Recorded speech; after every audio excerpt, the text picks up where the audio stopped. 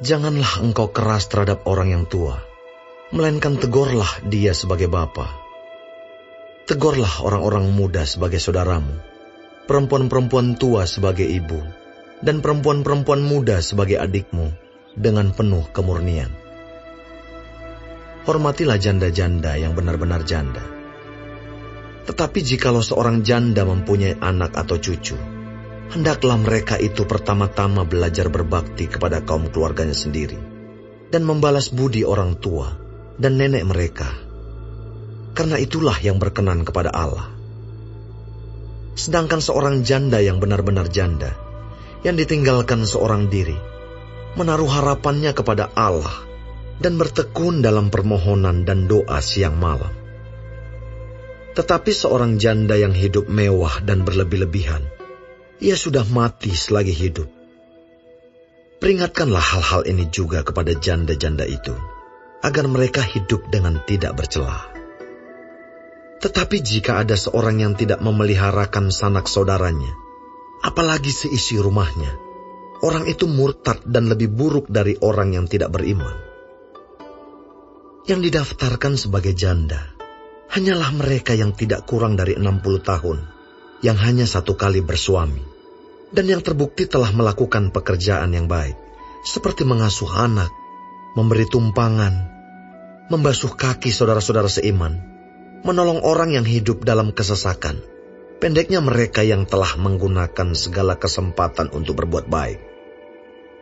Tolaklah pendaftaran janda-janda yang lebih muda, karena apabila mereka sekali digairahkan oleh keberahian yang menceraikan mereka dari Kristus, mereka itu ingin kawin, dan dengan memungkiri kesetiaan mereka yang semula kepadanya, mereka mendatangkan hukuman atas dirinya.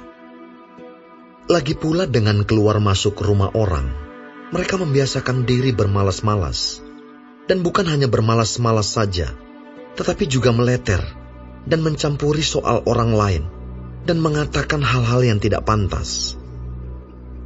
Karena itu, aku mau supaya janda-janda yang muda kawin lagi, beroleh anak, memimpin rumah tangganya, dan jangan memberi alasan kepada lawan untuk memburuk-burukkan nama kita.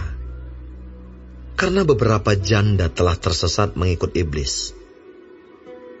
Jika seorang laki-laki atau perempuan yang percaya mempunyai anggota keluarga yang janda, hendaklah ia membantu mereka, sehingga mereka jangan menjadi beban bagi jemaat. Dengan demikian jemaat dapat membantu mereka yang benar-benar janda. Penetua-penetua yang baik pimpinannya patut dihormati 2 kali lipat, terutama mereka yang dengan jerih payah berkhotbah dan mengajar. Bukankah kitab suci berkata, "Janganlah engkau memberangus mulut lembu yang sedang mengiri." Dan lagi, seorang pekerja patut mendapat upahnya. Janganlah engkau menerima tuduhan atas seorang penetua, kecuali kalau didukung 2 atau 3 orang saksi. Mereka yang berbuat dosa hendaklah kau tegur di depan semua orang, agar yang lain itu pun takut. Di hadapan Allah dan Kristus Yesus, dan malaikat-malaikat pilihannya, kupesankan dengan sungguh kepadamu.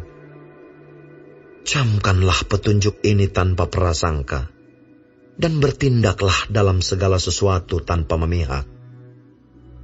Janganlah engkau terburu-buru menumpangkan tangan atas seseorang, dan janganlah terbawa-bawa ke dalam dosa orang lain. Jagalah kemurnian dirimu. Janganlah lagi minum air saja, melainkan tambahkanlah anggur sedikit. Berhubung pencernaanmu terganggu dan tubuhmu sering lemah. Dosa beberapa orang menyolok, seakan-akan mendahului mereka ke pengadilan. Tetapi dosa beberapa orang lagi baru menjadi nyata kemudian. Demikian pun perbuatan baik itu segera nyata. Dan kalau tidak demikian, ia tidak dapat terus tinggal tersembunyi.